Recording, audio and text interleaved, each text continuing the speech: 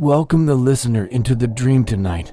You are not merely resting, you are drifting, and as the soft hush of night enfolds you, like the velvet edge of a wave before it folds into sea foam, a story waits timeless, woven into coral reefs and whispering palms, carried on warm ocean winds long after the voices who once told it have faded. You lie still, your breath slow and deep, like the tide, and the tide knows stories.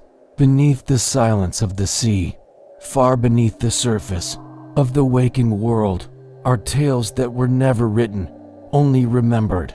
By the stars, by the water, by the islands themselves, and one name, soft as mist, old as firelight, returns again and again in these oceanic dreams. Maui. He is the demigod, the trickster, the playful warrior, the clever child who outwitted death and shaped the very bones of the earth. But that is the tale we are taught by daylight, sung in chants, danced in rhythm, painted on bark and inked into song. Tonight, however, we slip beneath that version. Tonight, you and I will journey softly through the forgotten side of Maui. Not the loud laughter nor the gleaming triumphs, but the deeper, slower truths that stir beneath the waves. The weight of what it means to steal time from the gods. The solitude of shaping a world that may never know your name. Breathe in, now slowly. The stars above you turn gently in their slumber, and the islands rise green and sleeping, surrounded by the endless black and silver cradle of the Pacific. There is no rush here, just the ocean and the story and you. Let the mythic tides draw you gently in, for before there were heroes, before there were names, before Maui himself rose from mortal mystery, there was only silence, the kind of silence that echoes with the heartbeat of the world, even when the world has not yet begun. Let us return to that silence. Let us begin. Before the waters moved, before the sun crossed the sky, before names were spoken into wind, there was only Tikori, the nothingness, not a cold, cruel void, but a silence full of waiting, a womb of endless potential. Polynesian stories do not speak of creation as violence, but as emergence, and so from Tikori, wrapped in layers of dark potential, came TPA, the long night, an ancient darkness, neither frightening nor cruel, but sacred, endless. The darkness was not absence, it was the soft breath of beginnings, the lull before music begins. In TPA, all was held in sacred stillness. The gods were not yet born. The islands had no names.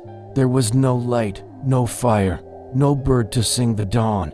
And yet, within TPA, the seeds of life were stirring. It is said that within this sacred dark, two great forces emerged: Ranginu, the Sky Father, and Papatunuku, the Earth Mother. Bound in an eternal embrace, they held all their children, gods and spirits and dreams, tight within them.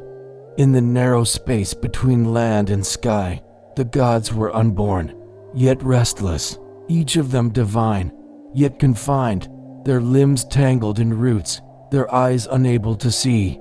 They whispered to one another through the tightness of space, dreaming of movement, of breath, of light. It was not pain they felt, but longing, a gentle ache for freedom. And so the gods conspired softly in the womb of night. Some wept, some waited, but one Tane, god of forests and growth, rose gently through the pressing dark, and with his limbs pushed earth and sky apart. It was not a battle, it was not rage, it was the long, slow birth of space. As Ranginu and Papatunuku were pulled apart, they cried, and their tears became the rains, their sorrow became rivers, and their breath the wind. Thus came space between all things, and with space came light.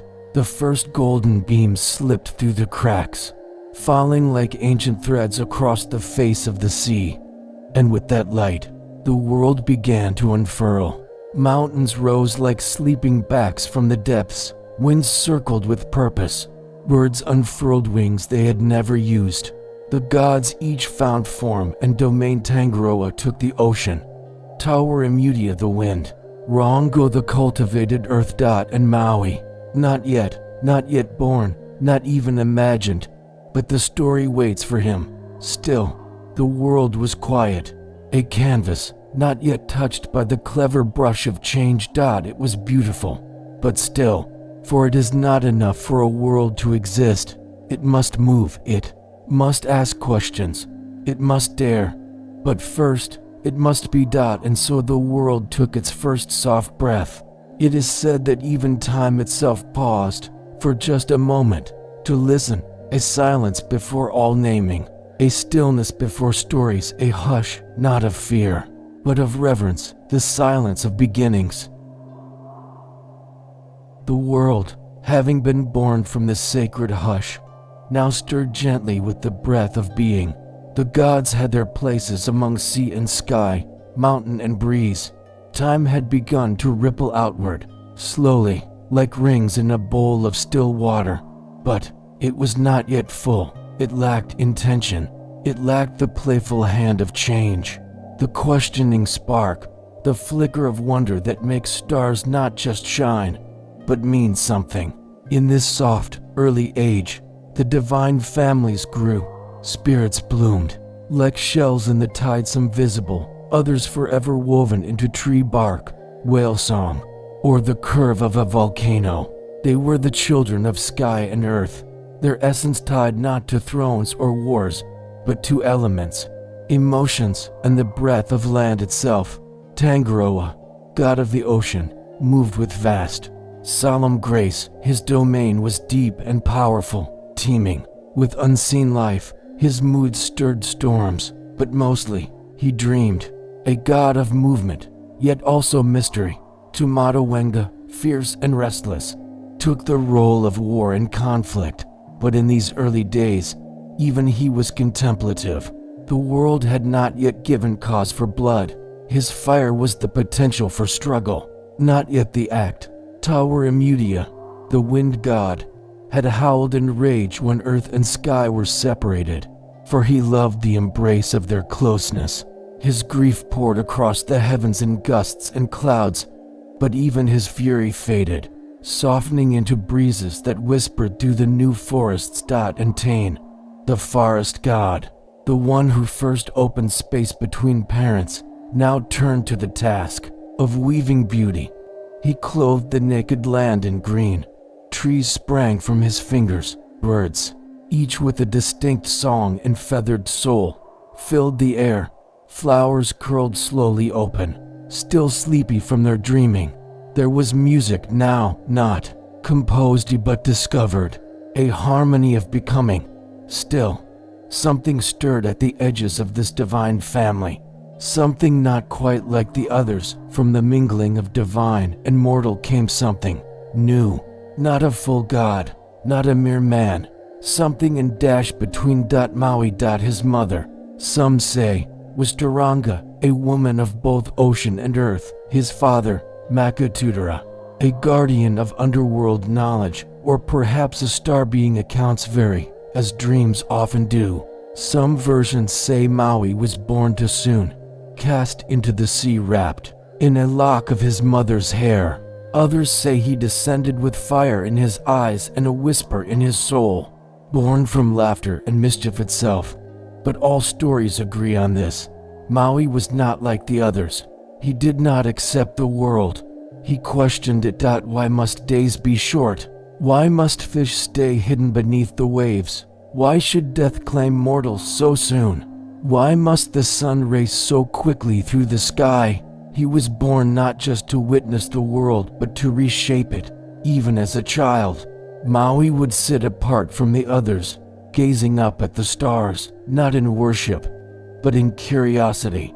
He saw not only their beauty, but their patterns, and from patterns came ideas. He listened to birdsong and mimicked it, then bent it, changed it, made it new. He learned to plait ropes from vines and clouds, to twist magic from laughter and firelight. He was playful, yes, but his play had weight. It shaped, it dared, it unraveled the expected. Maui's emergence into the world was not a thunderclap, it was a ripple. a slow widening of possibility, a soft, smiling presence that hinted there might be another way. He wandered through the world of gods and mortals, asking questions others never thought to voice. He was not welcomed at first. Mischief, after all, is rarely invited.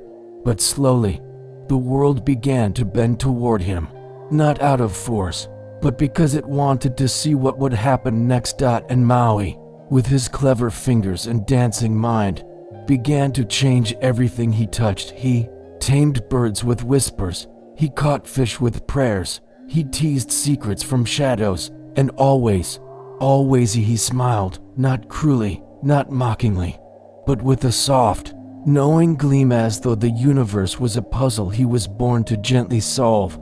The other gods watched. Some were amused, some were wary, but none could deny the shifting that began wherever Maui stepped. He brought with him not chaos but disruption with purpose. He was the breeze that lifted the sail, the spark that turned ember into flame. He was the trickster, and in a world newly born, he was the first to truly move it.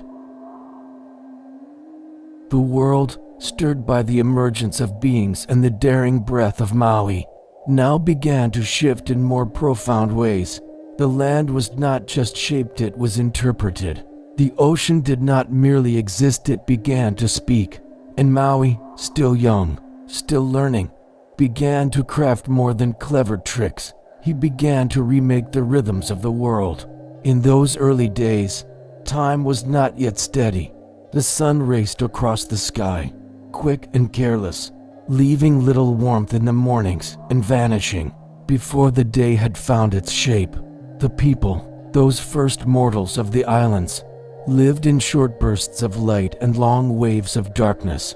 Their crops withered from sudden shadows, their journeys were cut short, their rest was often incomplete.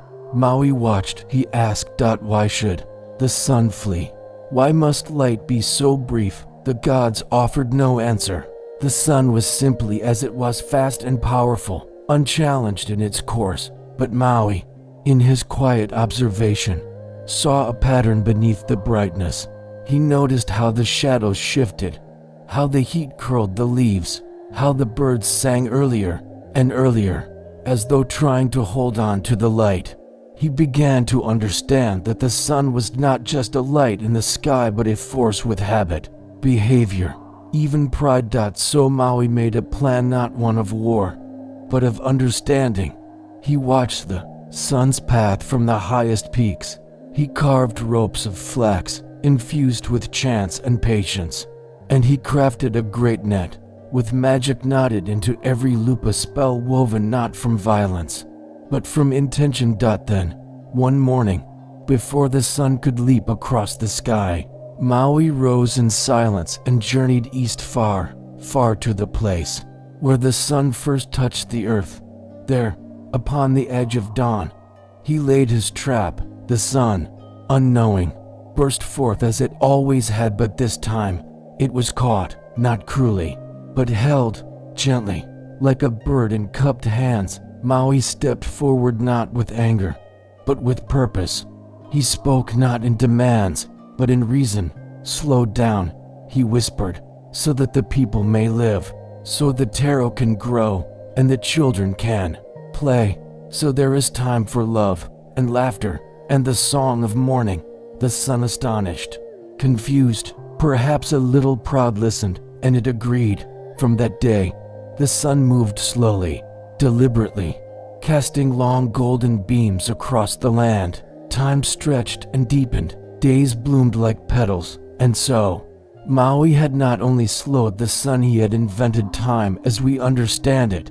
Gentle, spacious, meaningful. It was not the only feat he would perform, but it was the one that began to give the world its rhythm. Now, the people could grow food with ease. They could tell stories long into the evening without fear of darkness stealing the last word. They could sleep more deeply, wake more gently. With time came tradition. With tradition came memory, and with memory came story. The world had form, the world had rhythm, the world had myth, But still, Maui was not done. There were no islands yet, just scattered lands and sea without anchor. The horizon was endless, a shimmer with no resting place. Maui looked upon the waters and felt a quiet longing. He remembered the net, he remembered the flax and the chant, and how it could hold not just light, but possibility. He took his enchanted fishhook, carved from the jawbone of his ancestor, and whispered it awake. And he cast it deep into the sea, so deep it fell beneath names, beneath memory, into the ancient belly of the ocean where gods dreamed and stones slept. And there, Maui caught something, not a fish, but land. He pulled, hand over hand, not with violence, but with steady breath, chanting softly as the water began to swell. And from the sea, islands rose, one by one, trembling, shining, newborn. Green and volcanic, soft with moss, warm with lava and bird call. These islands were not scattered by chance, they were placed, guided, sung into position by Maui's voice, like notes in a lullaby. Each one with purpose, each one a gift, each one a home. And when he was done, Maui looked upon what he had helped create not with pride, but with a quiet sort of satisfaction, the kind that hums inside the bones when something has been set right. He did not claim the islands. He did not ask for temples. He simply left footprints on the sand, knowing they would fade, but that the world would remain changed. The gods watched, distant but approving. The people rejoiced, telling his name in chants, in dances, in fire-lit gatherings beneath new stars. And the earth remembered. It remembered the trickster who had not conquered it, but listened to it, who shaped it not with thunder, but with curiosity. Thus, the world as we know it was born not all at once, but in wavesy and breaths, in softly clever hands. The world had light, it had time, it had land, it had magic that didn't roar but whispered. And Maui, still walking somewhere in the folds of legend and memory, left us a world that listens if you are very quiet. Maui. The name drifts softly across the waves, like a leaf on a still lagoon. It carries with it both laughter and reverence, both mischief and mystery. To many, he is a demigod, to some, a clever ancestor, to others still, he is the story, itself a living myth, always changing, always just beyond reach. But who was he, truly? Not even the old ones agree entirely, and perhaps that is how it should be. Maui was born in the twilight between worlds, between gods and mortals, between earth and sea, between silence and song. His story, like the wind, weaves in and out of the known, never settling for long. Some say he was the youngest of his siblings, often overlooked, often underestimated. Others whisper that he was not meant to live at all, that his mother, Tauranga, cast him into the sea as a newborn, wrapped in a strand of her long black hair. But the ocean, ancient and tender, did not reject him. It cradled him, taught him, nourished him with coral and moonlight, and the gods, curious, amused, watched as this small, strange child learned to swim before he could walk, to sing before he could speak. He did not cry. He listened to the sea turtles. He listened to the shifting tides. He listened to the lullaby of stars reflected in the black surface of the ocean at night. In time, the boy was returned to land, older now, touched by magic, carried by waves to the feet of his mother and brothers. They did not recognize him at first, but the moment his hand touched the soil, the land knew him. The birds turned their heads. The wind paused. He was no longer just a child. He was Maui, not born, but become. He was not strong like the warriors, nor wise like the sages, nor radiant like the high gods. But he noticed things. He saw patterns where others saw chance. He asked questions that others dared not ask. Why does the sun flee so fast? Why do the islands lie hidden beneath the sea? Why must people die and never return? His questions were not always answered, but he never stopped asking. The elders sighed, the gods shook their heads, the mortals laughed nervously, but Maui smiled, not cruelly, not arrogantly, but with a knowing that seemed to stretch beyond his years. He did not learn magic in a temple. He learned it in shadows, in the curl of a wave, in the gleam of fish scales, in the silence just before the wind changes. His fishhook, said to be carved from the jawbone of his great ancestor, held not brute strength, but intention. It responded not to commands, but to cleverness. He did not force the world to change, he invited it. In this way, Maui stepped into his legend slowly, like a stone warming beneath the sun. He was not honored with titles. He was not welcomed as a hero. He was simply there, at the edge of every miracle. The sun's slow passage, the rising of islands, the secret of fire, teased from the volcanic bones of the earth. Each act was a ripple in his growing myth, yet he asked for no reward. He wanted only one thing: to make the world a little more livable, a little more understandable, a little more his. This was Maui, not the god of thunder or vengeance, not the ruler of a grand domain, but a quiet, brilliant force, a reshaper of reality through small, thoughtful rebellions. And as his legend grew, so too did the tension between admiration and unease. For to change the world is also to disrupt it. Yet Maui never stopped. He did not walk through fire, he talked to it. He did not lift mountains, he convinced them to rise.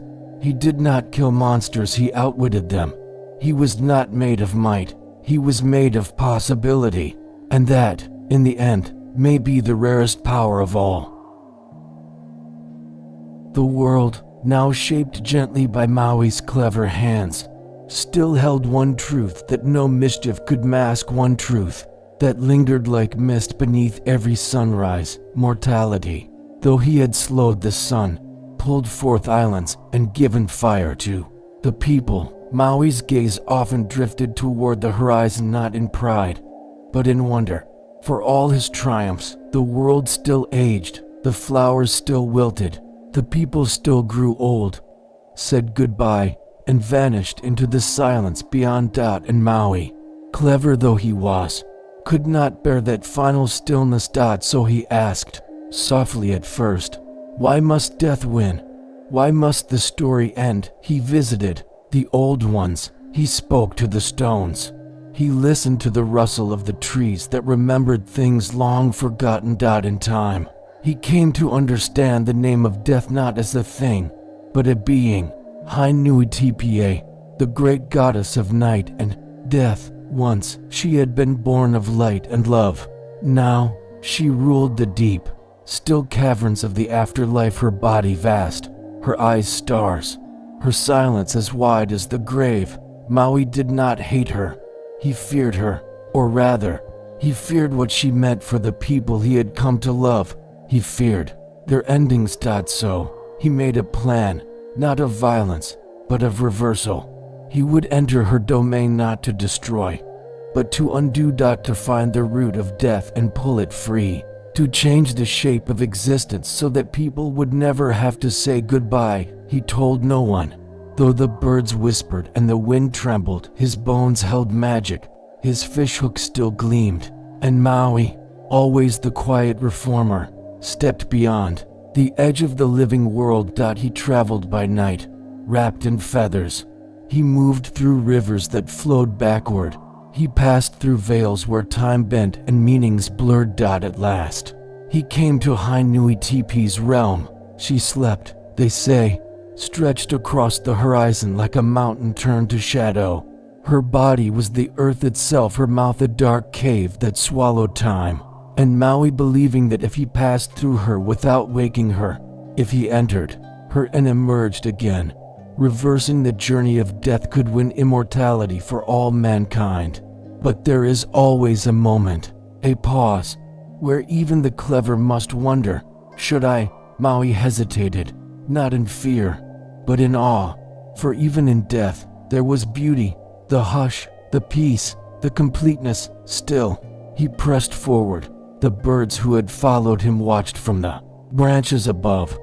They had always been his companions, familiar with his magic, trusted with his secrets, but they did not understand the weight of this act. And when they saw Maui begin to slip beneath the body of the goddess, so strange, so powerful, they panicked. They laughed. One soft cry, one burst of sound across the stillness. And the goddess woke. Her eyes opened like galaxies. She saw the one who had dared to reverse her work. And in that moment, the spell was broken. Not just Maui's plan, but the delicate trust between death and life. Hainui-TPA, in her vast sorrow, cast Maui down, not in rage, but in deep, aching sadness, for she understood, more than any, that to live forever is to stop growing, to never part, is to never appreciate closeness.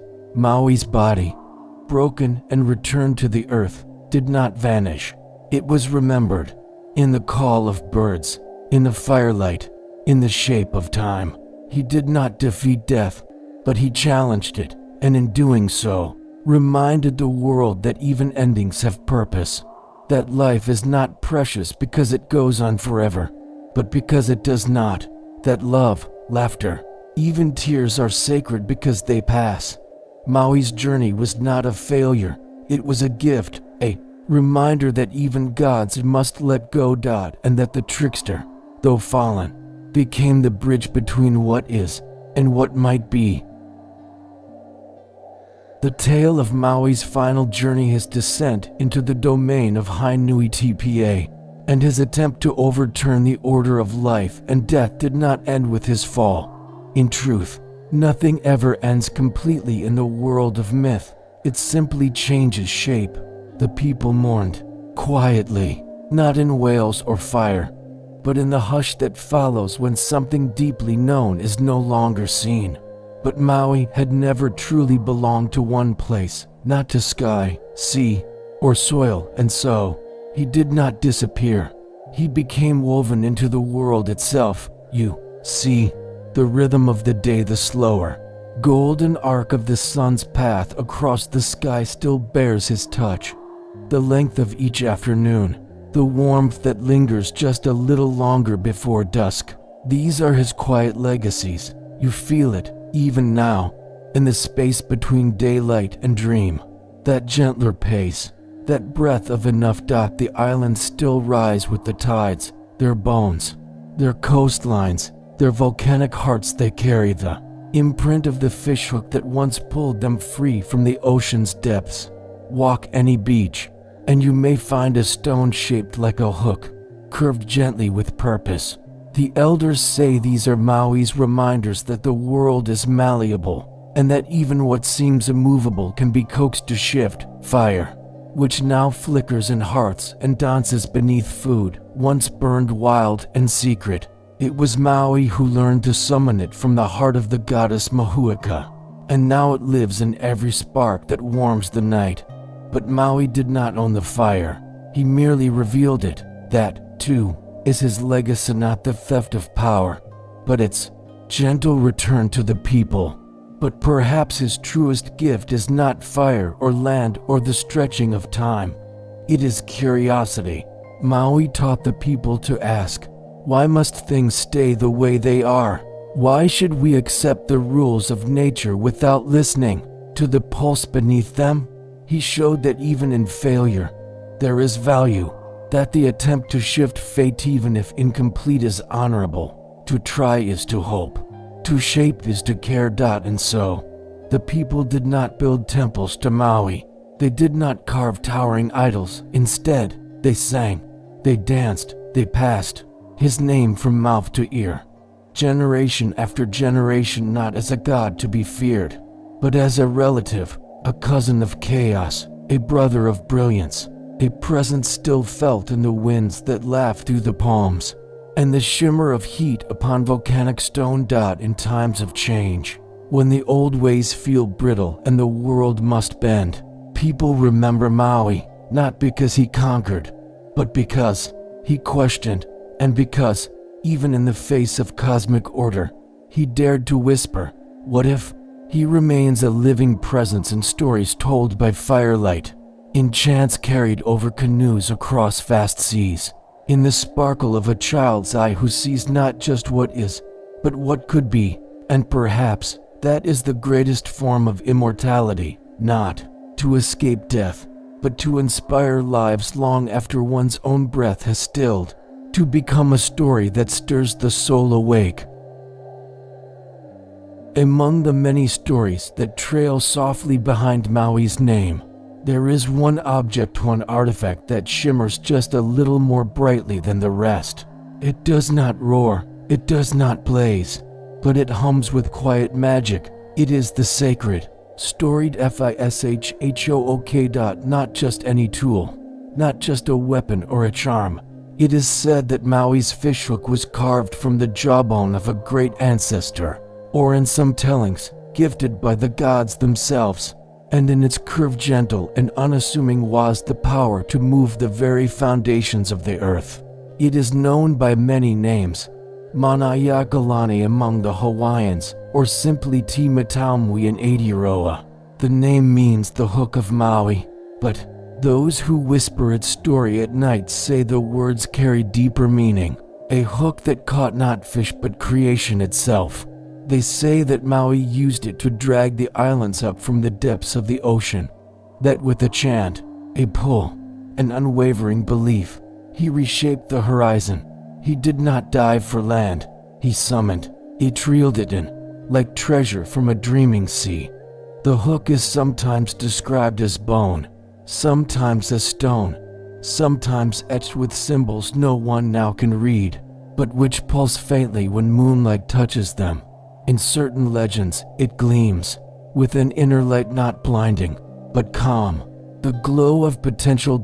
And it is not only the physical hook that draws reverence. It is the idea it represents, a tool not of destruction, but creation, a thing that holds not just strength but intent. In some stories, Maui lost the hook, in others, he hid it. Some say he returned it to the stars, casting it upward so that its shape now lingers in the night sky, among the constellations. If you gaze up on a clear night in the southern hemisphere, you may see a curved line of stars, arcing softly above the world, the fishhook constellation, a reminder not only of Maui's deeds, but of what it means to reach beyond what you've been given. And so the fishhook remains a mystery. Was it an object, a metaphor, a gift from another world? Why is it that a single item so small, so quiet, could hold the weight of such magic? What was it truly made of? What chant did Maui whisper into it as he cast it into the deep? And why is it that no one else has ever held one like it? These questions drift like sea mist, never answered fully, only wondered, only dreamed.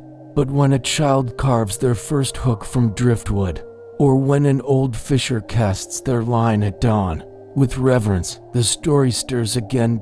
As though the fishhook is not a thing of the past, but something still alive, waiting to be understood.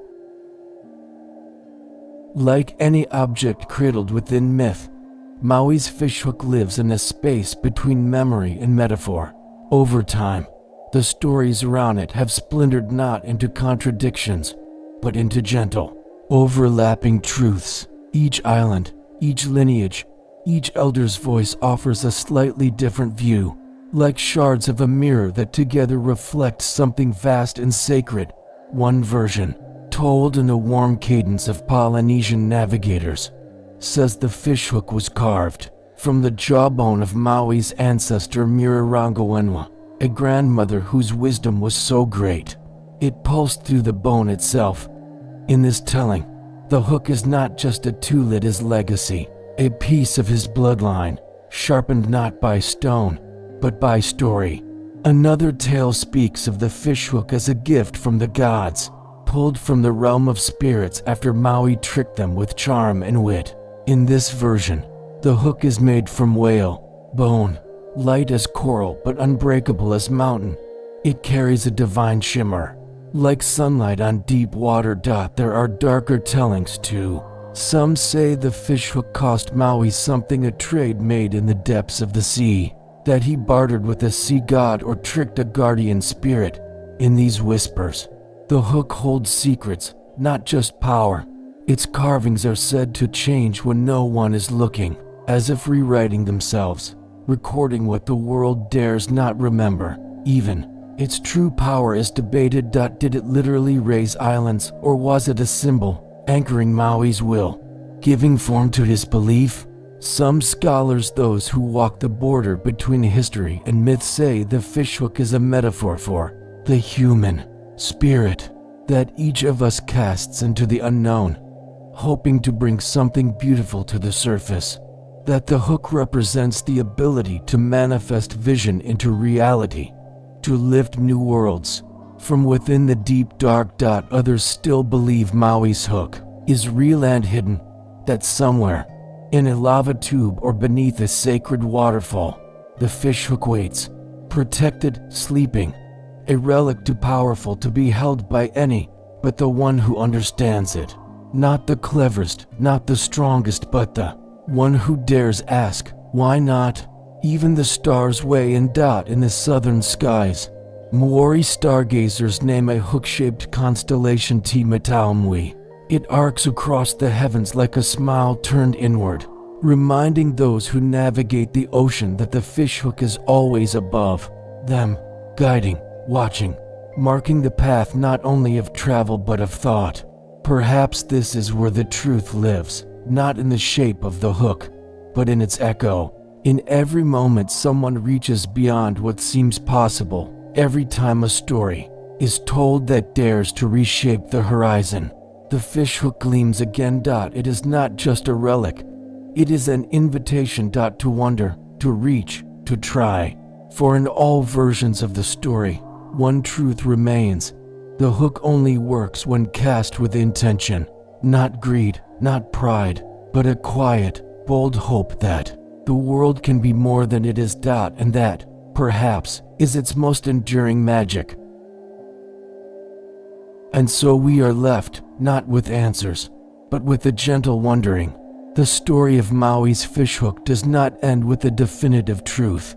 It does not rest in a museum or a locked chamber. It lives instead in questions, soft, persistent, dream-shaped, questions that drift like mist between the known and the forgotten. What was the fishhook truly? Was it a weapon, or a whisper, a gift from the gods, or a relic from deep ancestral roots? Was it carved from bone, or belief? Perhaps none of these stories are wrong.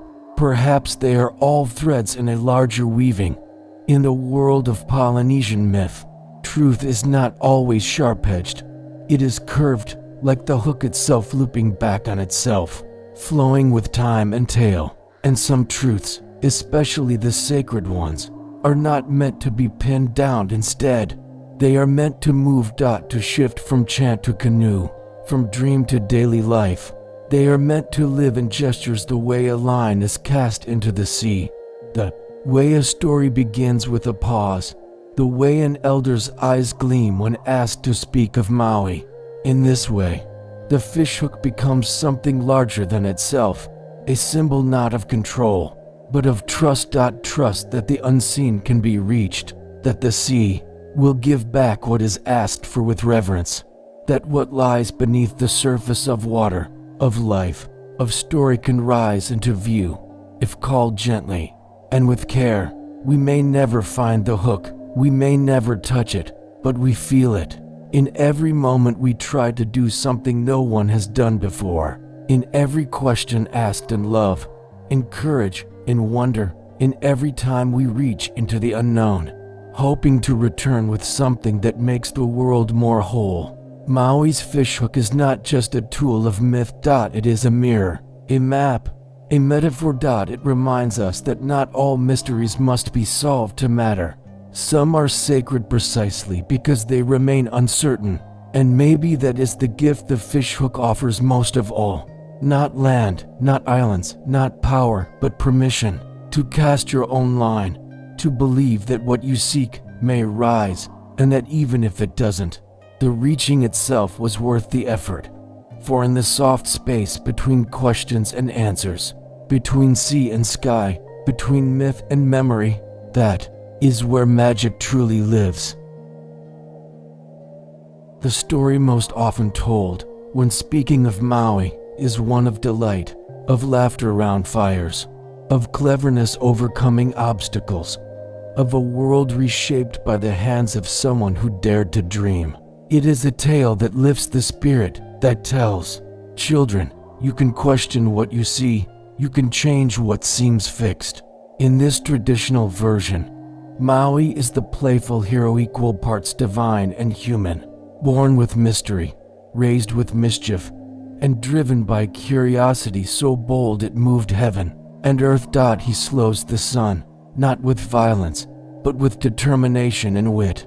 We see him climbing to the edge of the world, binding the furious sun with flax ropes woven by his sisters, coaxing it into compassion with firm words and clever strength. He pulls islands from the sea, casting his enchanted hook deep into the ocean's belly, and, through the sheer force of belief, summons the land upward. The islands rise not just from magic, but from intention, from Maui's deep understanding of rhythm, chant, and the balance between daring and respect. He steals fire from the goddess Mahuika, tricking her gently, extinguishing her flames until she unleashes her final ember into the world. And in doing so, Maui gives warmth, light, and power to humankind, not as a thief, but as a giver, as someone who believed people deserved more. And finally, in the version most often spoken in quiet reverence, Maui attempts to conquer death. He journeys to the realm of Hainui-Tpa, goddess of the night and death, intending to reverse the final boundary to make people immortal, to give life without end. But his plan fails, his companions betray his silence, the goddess awakens, and Maui is crushed, his body scattered like stars across the heavens. It is a poetic end, a myth of limit of even the greatest hero falling to the eternal rule of death, a tale that closes with balance restored. He gave the world much, but even Maui could not give forever. This is the tale most widely known, told in schools, etched into carvings, painted in murals, sung in chants across Polynesia and beyond. It is not wrong. It is one truth, but it is not the only one, and like the sea itself, there are deeper currents beneath the visible waves. There is another telling of Maui's story spoken in lower tones, sometimes only between elders at dusk, or whispered by ocean winds in places where the stars feel closer. It is a version softer than the one sung loudly, and deeper than the version carved in stone. In this alternate telling, Maui was not a hero who failed. He was not cast down in defeat. He did not seek to conquer death, he sought to understand it. In this story, Maui approaches Hainui-Tpa not with trickery, but with tenderness. He walks into her domain not as an intruder, but as a guest. He bows before her shadow, not to deceive, but to learn. And Hainui-Tpa, ancient, vast, and eternal, does not crush him. Instead, she listens, for she is not the villain in this telling. She is not a gatekeeper of endings, but a guardian of balance, the mother of stillness, the holder of time's last breath. She sees Maui not as a threat, but as a child of both light and shadow. And in their long, quiet meeting beneath the earth, they speak not of immortality, but of meaning. Maui does not beg her to erase death. He asks her, instead, how can we live well, knowing we will not live forever?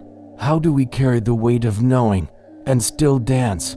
And she answers not in words, but in silence. She places in his heart the wisdom of impermanence, that joy matters because it fades, that love is fierce because it ends, that the setting sun is sacred because it does not return the same. And when Maui leaves her realm, he is not broken, he is changed. He returns not with immortality, but with insight. And it is then, only then, that he slows the sun, not as a challenge to death, but as a gift to life, a way to stretch the days, to soften the hours, to let us breathe more deeply between our beginnings and ends. In this telling, Maui does not die violently. He fades gently into the horizon. His hook is not lost, it is buried intentionally in the roots of an ancient tree or beneath the stones of a sacred cave, where it sleeps not in hiding, but in peace. His story is not one of conquest, but of acceptance, of wisdom beyond daring, of learning when to act and when to let the world simply be. This version of Maui is older, sadder, perhaps, but also more complete. It is not the tale that inspires grand chants or fiery retellings. It is the tale that lingers at the edge of dreams, the one told when a loved one has passed, and the air is thick with grief, but also beauty, the one that says, he tried not to erase endings, but to honor what lives within them. Stories, like rivers, shift. They follow the path of least resistance for a time, then change direction. They widen, split, join again. Some parts dry and are forgotten, others deepen with each retelling, and Maui's story, perhaps more than any, is a river still flowing. The traditional version, bright and bold, gives us a hero who dares to question the natural order, who pushes the world into bloom with cleverness and courage. He slows the sun, lifts islands, brings fire to humankind. He tries so bravely to cheat death, and fails, and that failure becomes a sacred boundary, a mirror of our own mortality. It is a powerful story. It teaches awe. It explains the way things are. But the quieter version, the one not always spoken aloud, offers something else, a deeper kind of knowing. In this version, Maui does not seek to overthrow death, but to understand it. He comes not as a trickster with a hidden agenda, but as a child of the earth asking the oldest question, why do we go? And in this version, he is not punished for the asking, he is blessed. Because what matters is not the power to stop death, but the wisdom to cherish life while it flickers. The truth that days are meaningful because they pass. That love is luminous because it's not forever. So, which version is true? The truth is both are. For stories are not about facts, they are about meaning.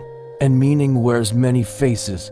One truth may be louder, the other may be softer, but both live side by side, in the breath between storyteller and listener. They reflect our needs, our fears, our hopes.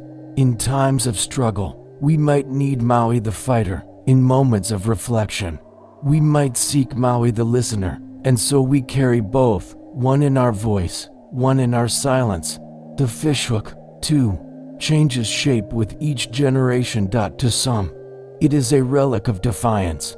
To others, a sacred heirloom of peace. But whatever version you hold in your heart, one truth remains steady as the stars. Maui was the one who asked, the one who reached beyond, the one who believed the world could shift gently if you pulled at it with care.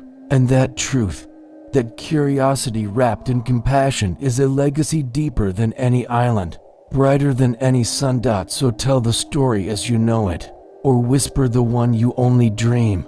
Let it live in the laughter of children, in the hush before sleep, in the stillness of dawn.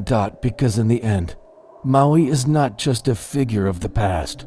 He is a spirit that stirs whenever someone dares to wonder, could there be more? And in the asking, the story continues.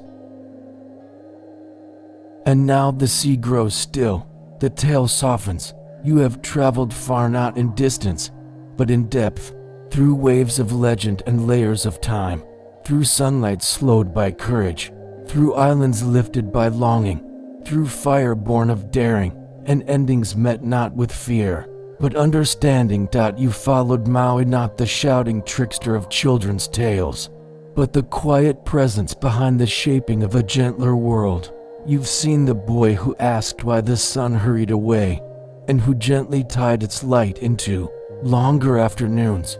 You've watched the line disappear beneath the water and rise again, cradling the birth of islands in its arc. And you've stepped softly into the deeper mystery, into the sacred hush of Maui's last question. Not how to stop death, but how to live with the knowing of it. You may feel now as though you've returned from a long canoe journey. The stars have shifted since you began.